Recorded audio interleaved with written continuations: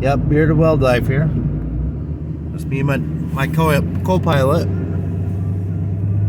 So, let me tell ya. So I get a call this morning saying the catalytic converter's plugged.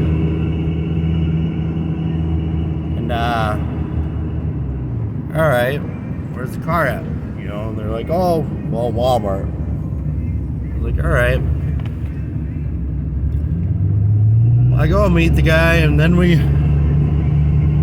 go over to the local Tyson's, get her up on jack stands, and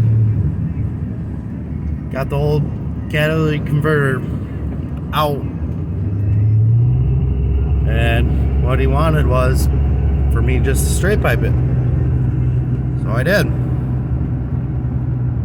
Turned out pretty good for a parking lot weld job on exhaust. And if you've ever done exhaust, you pretty much know how fun exhaust work is, especially when it's winter, you know, snow on the ground, wet, cold, you know, when duty calls, you gotta go. I mean, that's part of it, part of the life.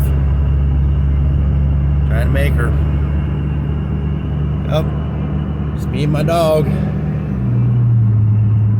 Thanks for watching Mobile Wildlife here.